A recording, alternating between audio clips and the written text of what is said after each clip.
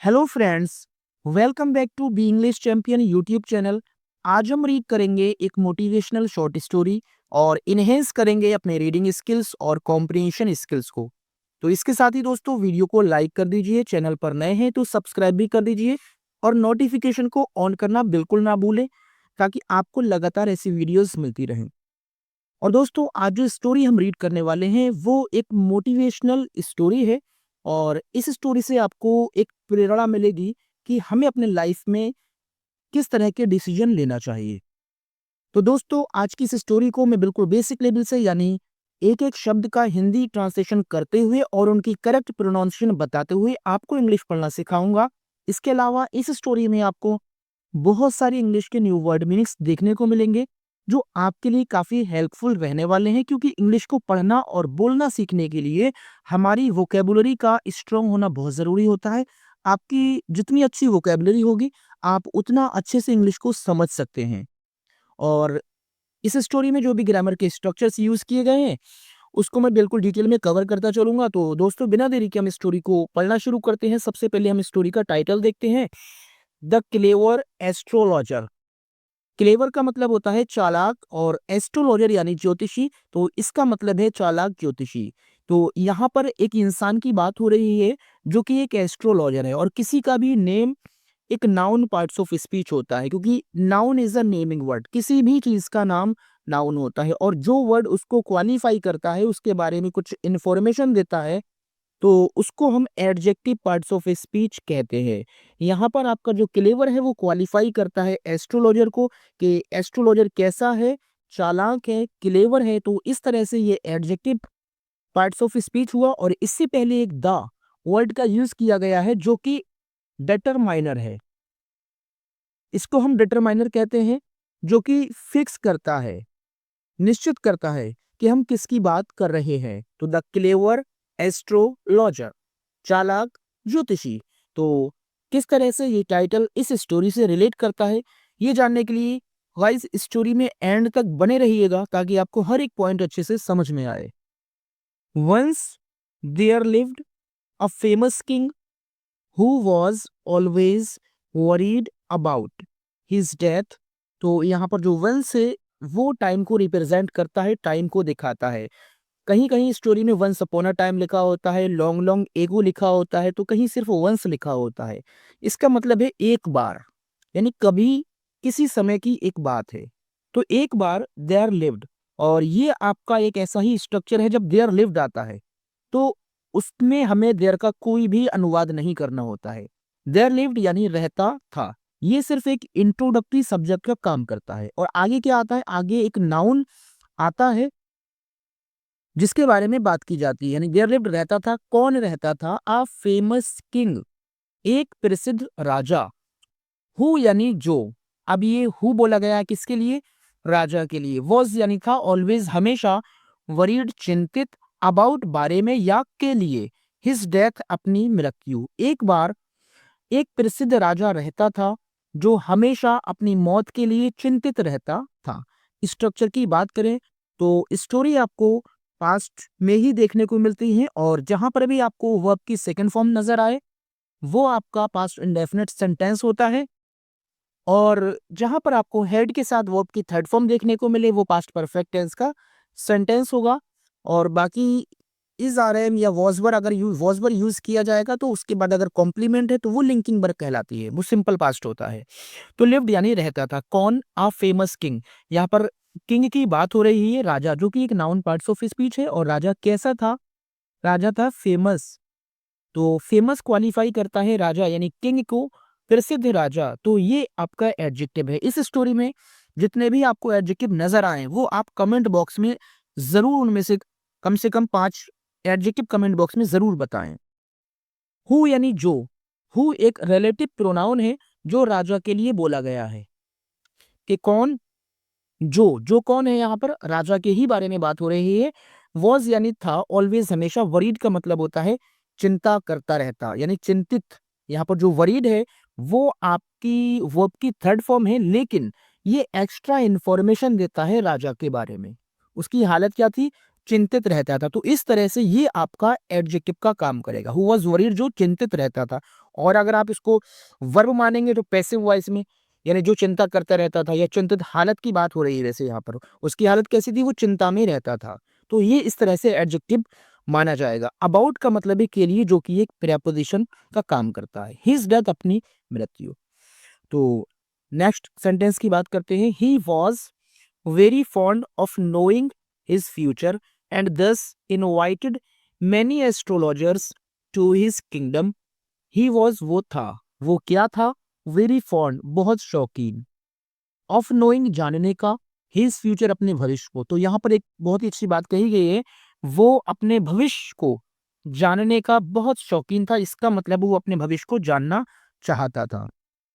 तो ये आपका एक सिंपल पास्ट है, बिकॉज यहाँ पर वॉइस के बाद कोई एक्शन वर्ब ना होकर एक कॉम्प्लीमेंट दिया गया है। वो कैसा था, बहुत शौकीन था, जो कि विशेषता बताता है उसकी, शौकीन।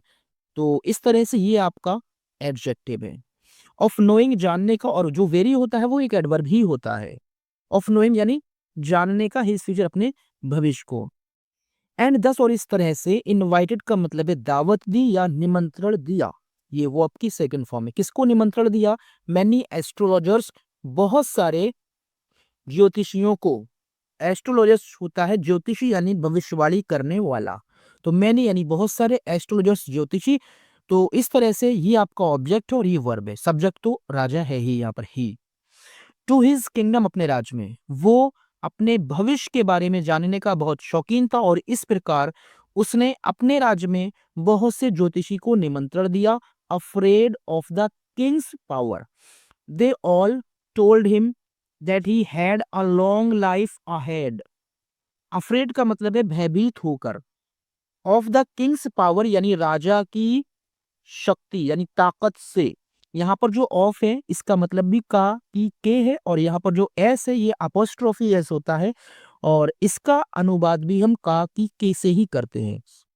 लेकिन जब सजीव चीज होती है, लाइफ लिविंग जिसको हम कहते हैं, तो उसके आगे अपोस्ट्रोफी एस आता है। और जब किसी भी लाइफलेस यानी निर्जीव चीजों की बात की जाती है तो वहां पर का की के की मीनिंग ऑफ आती है।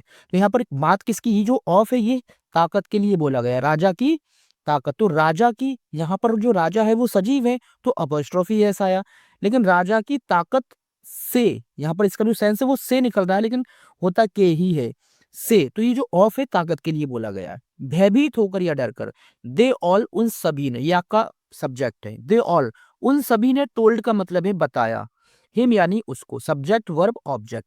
उन सभी ने उसको बताया, क्या बताया, that he had a long life ahead. इसका मतलब है दैट यानी कि, यहाँ पर दैट एक कनेक्टर का काम करता है, इसको हम कंजंक्शन कहते हैं। दैट यानी कि ही हैड, वो रखता था, हैड का यूज पोजीशन के रूप में किया है, जिसका सेंस निकल कर आता है या तो रखता था या पास था। वो रखता था अ लॉन्ग लाइफ, एक लंबा जीवन, अहेड यानी आगे, यानी वो अभी आगे एक दीर्घ आयु रखता था, यानी उसकी जो आयु थी वो बहुत लंबी थी।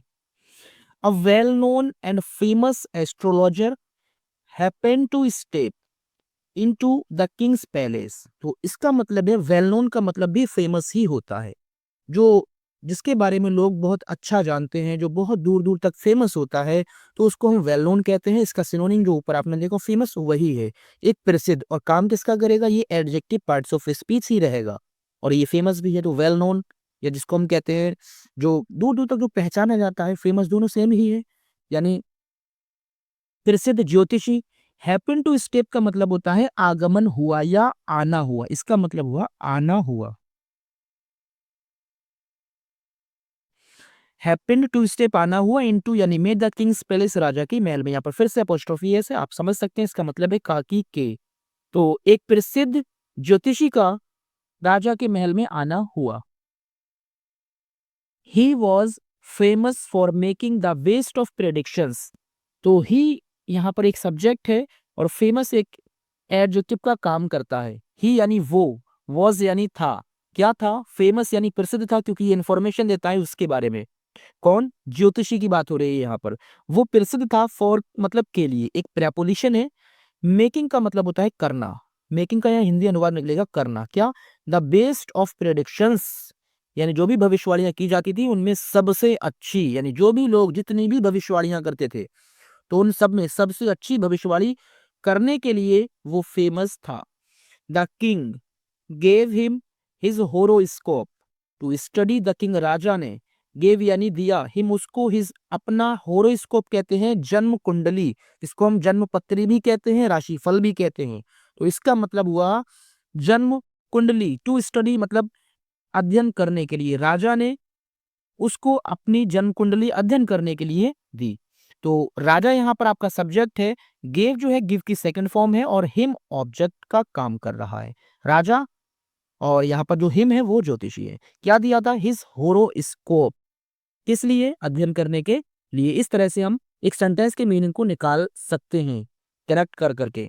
The astrologer promised to make a correct forecast as for the position of the stars at the hour of his work.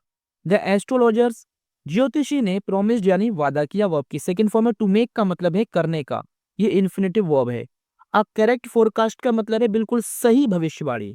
तो ये आपका एडजेक्टिव पार्ट्स ऑफ स्पीच है और फोरकास्ट जो है वो आपका नाउन पार्ट्स ऑफ स्पीच यानी सही भविष्यवाणी। एज पर का मतलब होता है के अनुसार या के हिसाब से।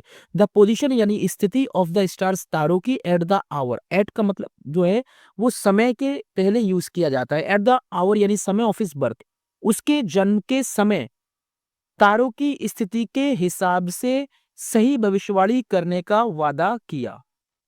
द किंग आस्क्ड, राजा ने पूछा, ये V2 है वर्ब की सेकंड फॉर्म। हिम यानी उससे, टू स्पीक बोलने के लिए, मतलब यहाँ आस्क को हम कहेंगे कहा।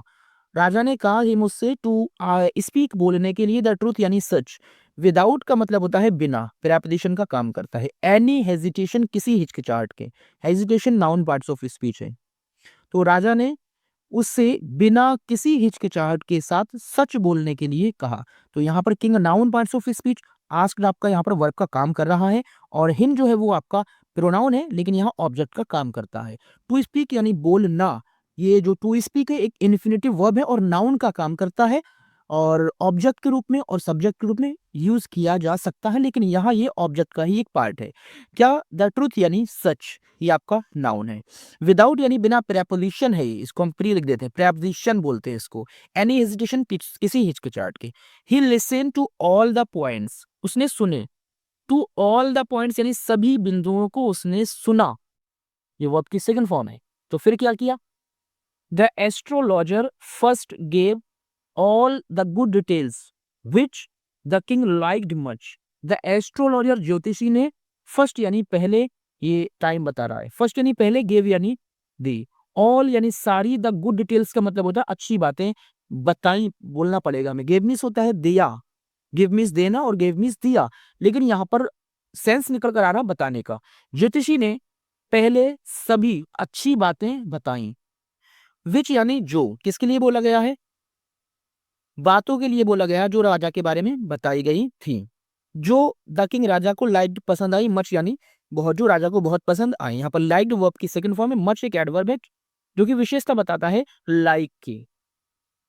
Then the astrologer started to reveal the negative aspects which sounded ominous to the king and made him feel sad। Then का मतलब है तब, यानी उसके बाद में।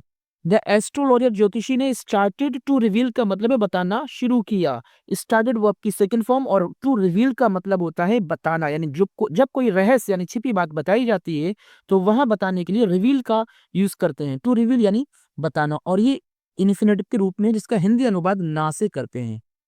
द नेगेटिव एस्पेक्ट यानी नकारात्मक रूप को, यानी जो नकारात्मक रूप था। विच यानी जो, साउंडेड लगा, ओमिनस यानी अशुभ, इसको हम अशुभ कहेंगे, अशुभ। टू द किंग राजा को, and made him feel sad, और उसको दुखी कर दिया। मेड यानी कर दिया, हिम उसको, फील सैड का मतलब होता है दुखी, और उसको, जिसने उसको दुखी कर दिया, यानी तब राजा को उसने क्या बताई? उसने नकारात्मक बातें बताई जो राजा को अशुभ लगी। ये जो विच है, जैसे ऊपर विच बोला है वैसे ही विच है एस्पेक्ट के लिए। तो उससे क्या हुआ? राजा दुखी हो गया। The king got so angry and upset that he asked the astrologer to reveal the day of his own death. The king Raja got हो गया सो एंग्री यानी इतना ज्यादा गुस्सा एंड अपसेट और परेशान। तो यहाँ पर ये जो दोनों है एंग्री और अपसेट ये दोनों एडजेक्टिव का काम करते हैं यहाँ पर, क्योंकि विशेषता बताते हैं किसकी, राजा की हालत क्या थी, अब एंग्री और अपसेट, राजा कैसा हो गया, परेशान हो गया और गुस्सा हो गया। दैट की ही आस्क्ड उसने पूछा द एस्ट्रोलॉजर ज्योतिषी से, टू रिवील बताने के लिए the day of his own death यानी उसकी अपनी मौत का, हिज ओन का मतलब होता है उसकी अपनी मौत का दिन बताने के लिए कहा कि भाई तुम अपनी मौत का दिन बताओ कि तुम कब मरोगे।